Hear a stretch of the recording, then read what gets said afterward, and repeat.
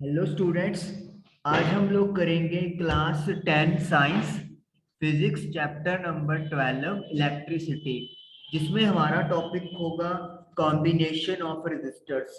Resistors को कैसे हम लोग एक दूसरे के साथ कंबाइन कर सकते हैं, उसके बारे में। आपके सिलेबस में दो तरीके से रेजिस्टर्स को कंबाइन करवाया जा सकता है।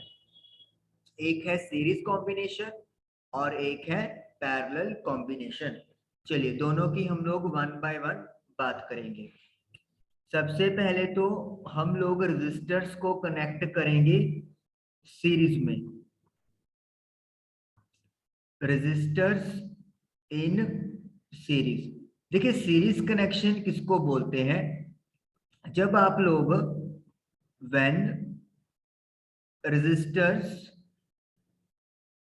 रेजिस्टर्स को आर कनेक्ट करते हैं एंड टू एंड, एक से दूसरे एंड में, that is called series combination. उसे हम लोग सीरीज कॉम्बिनेशन बोलते हैं। जैसे सपोज करो ये अपने पास रजिस्टर R1 है। अब आपने क्या किया, इस रजिस्टर R1 का ये एंड दूसरे रजिस्टर के एक एंड से कनेक्ट कर दिया, और R2 का एक एंड आपने कनेक्ट कर दिया R3 के साथ। इसी तरीके से आप लोग आगे आगे कनेक्ट करते रहते हो and to end. That connection combination is called series connection. और जो आपके टर्मिनल एंड्स होंगे उनके साथ आप कनेक्ट कर देते हो सेल या फिर बैटरी। जैसे मैंने यहाँ पे बैटरी कनेक्ट कर दी, दो या दो से ज्यादा सेल्स के कॉम्बिनेशन को हम लोग बैटरी बोलते हैं। अच्छा, अब आप इनके बीच में एमीटर वोल्ट मीटर की जो भी आपकी रिक्वायरमेंट है आप लोग वो लगा सकते हो, आपकी मर्जी है। This is called series combination. अब सीरीज कॉम्बिनेशन की कुछ बातें। फर्स्ट बात ये आपको याद रखनी है कि जो करंट होता है is same in every part. Each part ज्यादा बेटर शब्द है, each part of the circuit in series combination. जब आपने रेजिस्टर्स को सीरीज में लगाया हुआ है तो हर पार्ट में, हर रेजिस्टर में, हर कंपोनेंट में सेम अमाउंट का करंट फ्लो करता है। क्योंकि करंट को फ्लो करने के लिए कोई और रास्ता ही नहीं होता, उसके पास एक ही रास्ता होता है, और इसीलिए सारा ही करंट उसी रास्ते से फ्लो होता है। जो भी उसको रास्ते में मिलेगा वो सारा करंट उसमें से फ्लो होकर ट्रेवल करता है, जब तक कि बैटरी का नेगेटिव टर्मिनल तक वो ना पहुंच जाए। तो सीरीज कॉम्बिनेशन की पहली बात तो यह है कि current remains the same in each part of the circuit. दूसरा पॉइंट, अगर आपके पास रेजिस्टर्स की वैल्यू डिफरेंट है, if resistors are of different values, अगर अलग अलग वैल्यूज के रेजिस्टर्स है, देन पोटेंशियल डिफरेंस, तो जो पोटेंशियल डिफरेंस है दैट विल बी डिफरेंट। तो वो डिफरेंट होगा हर रेजिस्टर के लिए, will be different for each resistor. जैसे हम लोगों ने यहाँ पे R1 R2 R3 R4 लगाया हुआ है, तो जो पोटेंशियल डिफरेंस होगा वो सभी पर अलग अलग ड्रॉप होगा। सपोज कर लो R1 पे पोटेंशियल ड्रॉप V1 है, R2 के अक्रॉस V2 है, R3 के अक्रॉस V3 और R4 के अक्रॉस V4 है। तो ये अलग अलग पोटेंशियल डिफरेंस होगा अगर रेजिस्टर्स की वैल्यू आपने अलग अलग टेक ओवर की हुई है। थर्ड पॉइंट आप लोग क्या लोगे, total potential difference drop is equal to individual या sum of individual potential drop across resistors. Total potential drop कितना हो रहा है सर्किट में या टोटल वोल्टेज कितनी है, उसके लिए आपको क्या करना पड़ेगा, टोटल वोल्टेज निकालने के लिए जो इंडिविजुअल वोल्टेजेस आ रही है उन सभी को आप लोग प्लस कर दोगे। इसका मतलब क्या है, V1 plus V2 plus V3 plus V4, ये सभी पोटेंशियल डिफरेंसेस को आप प्लस कर दोगे तो आपके पास टोटल पोटेंशियल ड्रॉप आ जाएगा। and that total potential drop voltage drop is V, तो V is equal to V1 plus V2 plus V3 plus V4 होगा। ये भी सीरीज में आप लोगों का पॉइंट बनता है। फोर्थ पॉइंट जो लास्ट पॉइंट है हम लोग लिखेंगे, मैं इसको ऊपर लिख रहा हूं यहाँ पे। फोर्थ पॉइंट क्या होगा, जो इक्विवेलेंट रेजिस्टेंस है या जो टोटल रेजिस्टेंस है, टोटल या फिर equivalent resistance of circuit. Total resistance circuit का क्या होगा, R is equal to R S भी लिख देते हैं, R भी लिख देते हैं, R इक्विवेलेंट भी लिख देते हैं। किसी सीरीज के लिए टोटल रेजिस्टेंस कैसे कैलकुलेट होगा, जितने भी आपके पास रेजिस्टर्स लगे हुए हैं सबकी रेजिस्टेंसेस को डायरेक्टली प्लस कर दो, you will get total resistance. R S is equal to R1 plus R2 plus R3 plus R4। और हम लोग ये भी प्रूव भी करने वाले हैं कि ये जो टोटल रेजिस्टेंस है वो कैसे R1 प्लस R2 मतलब जितने भी रेजिस्टर्स लगे होते हैं उसके इक्वल आता है। तो इस तरीके से ये 4 पॉइंट्स है जो सीरीज कॉम्बिनेशन में आप लोगों को याद रखने हैं। चलिए अब हम लोग यही चीज पहले प्रूव करते हैं कि इक्विवेलेंट रेजिस्टेंस सीरीज में किस तरीके से R1 plus R2 plus R3 plus R4 के इक्वल आता है। जरूरी नहीं कि 4 रेजिस्टर्स हो, 3 भी हो सकते हैं, 5 भी हो सकते हैं, डिपेंड करता है कि कितने रेजिस्टर्स का आपका सर्किट है। मैं क्या करूंगा यहाँ पे, जैसे आपकी बुक में 3 रेजिस्टर्स को लेके प्रूव किया हुआ है तो हम लोग भी यहाँ पे 3 रेजिस्टर्स लेके प्रूव कर देंगे। चलिए ये 3 रेजिस्टर्स हम लोगों ने जगह छोड़ दी है, ये हमारे कनेक्शन वायर है, यहाँ पे हम लोग की लगा देंगे, यहाँ पे हम लोग एमीटर लगा देंगे और यहाँ पे आपका सेल लग जाएगा। और ये कंप्लीट कर दिया हम लोगों ने सर्किट। चलिए कंपोनेंट लगा देते हैं अब। R1 R2 R3, this is की, दिस इज एमीटर जो करंट की रीडिंग बताएगा, and this is the battery, positive negative. Voltage V लगा लेते हैं कि पोटेंशियल डिफरेंस V मिल रहा है हमें। This is, let me say, resistor R1, this is R2, this is R3। Potential drop V1 R2 के अक्रॉस V2 और R3 के अक्रॉस V3 अज्यूम कर लेते हैं लाइक दिस।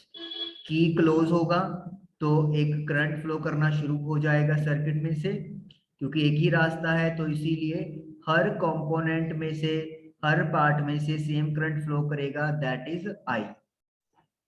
तो ये चीज हो गया। चलिए अब हम लोगों ने जो प्रूव करना है उस पर चलते हैं कि जो R होता है वो R1 plus R2 plus R3 के इक्वल होगा। चलिए शुरू करते हैं। वोल्टेज अक्रॉस R1 के क्रॉस जो वोल्टेज है वो कैसे निकालेंगे, वोल्टेज का फॉर्मूला क्या होता है, I into R, current into resistance. Current I है, रेजिस्टेंस R1 है, तो V1 is equal to I into R1। Voltage across R2 उसको अपन ने क्या लेट कर लेना है, V2, current I into resistance R2। Now voltage across R3 that is equal to V3 I into R3। तो ये अपने पास आ गया V1 V2 V3। अब टोटल वोल्टेज, जो टोटल पोटेंशियल डिफरेंस है सर्किट में वो हमारा कितना है, V है यहाँ पे, और V का formula I into R, R मतलब R इक्विवेलेंट या R इन सीरीज कॉम्बिनेशन या R टोटल, तो V is equal to I into R S हो गया। तो आपको पता है कि V is equal to V1 plus V2 plus V3 होता है सीरीज कॉम्बिनेशन में। पोटेंशियल डिफरेंसेस जो भी आ रहे हैं सबको ऐड करके टोटल पोटेंशियल डिफरेंस निकल जाता है। V की वैल्यू है I into R S, V1 की वैल्यू है I इंटू R1, V2 की वैल्यू है I into R2 and V3 की वैल्यू है I into R3। I common आकर कैंसिल आउट हो जाएगा, तो you are getting RS is equal to R1 plus R2 plus R3। और यही हम लोगों ने प्रूव करना था कि सीरीज में जो टोटल रेजिस्टेंस होता है वो डायरेक्टली एड अप होके निकल के आ जाता है। तो ये तो था सीरीज कॉम्बिनेशन के बारे में। आइए अब चलते हैं हम लोग पैरेलल कॉम्बिनेशन ऑफ रेजिस्टर्स के बारे में, क्या होता है। देखिए पैरेलल कॉम्बिनेशन के लिए आपको पहले क्या करना पड़ेगा, रेजिस्टर्स को पैरेलल में कनेक्ट करना पड़ेगा। ये मैं पैरेलल में कनेक्शन कर रहा हूं। पैरेलल का मतलब क्या होता है वो भी हम लोग डिस्कस करेंगे। पहले हम लोग एक बार डायग्राम बना लें। ये मैं 3 रेजिस्टर्स को पैरेलल में कनेक्ट कर रहा हूं, like this. This is R1, this is R2 and this is R3। तो R1, R2 and R3 3 resistors लग गए हैं पैरेलल में। अब इनको ज्वाइन करना है बैटरी या सेल के साथ, तो ये कनेक्टिंग वायर आ गई। इधर अपा की लगा देंगे, इधर एमीटर लगा देंगे, और ये हमारे पास एक हमने बैटरी या सेल भी लगाना है। चलिए बैटरी या सेल लगा देंगे हम लोग यहाँ पे। चलिए ओके, कंप्लीट कर देते हैं सर्किट को। यहाँ पे अपा लगा रहे हैं एक की, तो के हो गया की के लिए। यहाँ पे एमीटर लगाया है तो ए लगा देते हैं, और यहाँ पे बैटरी का यूज किया जा रहा है। पोटेंशियल डिफरेंस V, और अगर की क्लोज है तो एक करंट फ्लो होना शुरू हो जाएगा, दैट इज I। अब पैरेलल कॉम्बिनेशन की पहले तो बात करते हैं कि what is parallel combination of resistors. Series में आपने देखा था कि एंड टू एंड ज्वाइन होता है, लेकिन पैरेलल में हम लोग क्या देख रहे हैं, हर रेजिस्टर के जो एंड्स हैं वो आपस में कनेक्टेड हैं, और ये एंड्स बैटरी या सेल के साथ भी कनेक्ट हो रहे हैं। तो इसका मतलब क्या है, when both ends of various resistors as well as that of cell or battery are connected between same 2 points, that combination is called parallel combination. यहाँ पे सेम पॉइंट कौन है, ये वाले एक्स एंड वाई। आप देख रहे हो एक्स और वाई पे बैटरी के टर्मिनल्स भी आ गए, R1 के भी, R2 के भी और R3 के भी आ गए। तो इस कॉम्बिनेशन को वी कॉल पैरेलल कॉम्बिनेशन। अब पैरेलल कॉम्बिनेशन की भी कुछ प्रॉपर्टीज हैं जस्ट लाइक सीरीज। तो what is the first property, वहां पे आपने देखा था कि सीरीज में करंट सेम रहता है, लेकिन यहाँ पे ये नहीं होने वाला। Current will be divided in each part of circuit according to value of resistance. Resistance की वैल्यू के अकॉर्डिंगली जो करंट है वो हर पार्ट में डिवाइड हो जाएगा। जैसे यहाँ पे आई करंट आया तो यहाँ पे आने के बाद करंट को फ्लो करने के 3 रास्ते मिल गए, तो उसमें क्या होगा, करंट अपने आप को आर की वैल्यू के अकॉर्डिंगली 3 हिस्सों में, जैसे यहाँ पे आप देख रहे हो, डिवाइड कर लेगा I1 I2 एंड I3। तो I1 I2 and I3 current, और वापसी पे यहाँ पे दोबारा तीनों करंट मिल जाएंगे और मिलके I बना देंगे। तो ये लिखा है कि करंट जो है वो डिवाइड हो जाएगा हर पार्ट में सर्किट के, और वो डिवाइडेशन होगी रेजिस्टेंस की वैल्यू के accordingly. Second, potential difference across each resistor will be same and equal to the cell or battery potential. हमने वहां पे क्या देखा था, सीरीज में पोटेंशियल डिफरेंस अलग अलग था अगर R1 R2 और R3 की वैल्यू अलग अलग होगी, लेकिन पैरेलल में क्या हो रहा है, हर रेजिस्टर के क्रॉस जो भी पोटेंशियल डिफरेंस होगा, सपोज करो R1 के क्रॉस V1 है, R2 के क्रॉस V2 है और R3 के क्रॉस V3 है, वो अलग अलग नहीं होंगे, इट विल बी सेम और इक्वल होगा, जितना सेल या बैटरी का पोटेंशियल है दैट इज V। तो इसका मतलब क्या हो गया, R1 R2 और R3 तीनों के अक्रॉस पोटेंशियल डिफरेंस V होगा और ये सेल या बैटरी के पोटेंशियल डिफरेंस के इक्वल है। तो ये दूसरा इंपॉर्टेंट पॉइंट, सीरीज में करंट और पैरेलल में वोल्टेज डिफरेंस या पोटेंशियल डिफरेंस सेम रहता है। तीसरा पॉइंट, जो टोटल पोटेंशियल डिफरेंस है, सॉरी टोटल जो करंट है, it will be equal to sum of individual current across each resistor. हर रेजिस्टर के क्रॉस जितना करंट फ्लो कर रहा है उस सबको ऐड करके टोटल करंट निकल के आ जाएगा, यानी कि I will be equal to I1 plus I2 plus I3। अगर 3 से ज्यादा लगे होंगे तो I4 I5 भी हम लोग प्लस कर देंगे। तो ये वहां पर पोटेंशियल डिफरेंस अपने आप को डिवाइड कर रहा था, लेकिन पैरेलल में करंट अपने आप को डिवाइड कर रहा है और टोटल करंट इंडिविजुअल करंट्स को ऐड करके निकल के आएगा। एक और पॉइंट आएगा, फोर्थ पॉइंट, सीरीज में आप क्या देख रहे थे, रेजिस्टेंस की वैल्यू प्लस हो रही थी, यानी रेजिस्टेंस एक तरह से इंक्रीज हो रहा था, लेकिन पैरेलल में इसके बिल्कुल ऑपोजिट है। मैं अभी आपको बताता हूं कि ऑपोजिट कैसे है।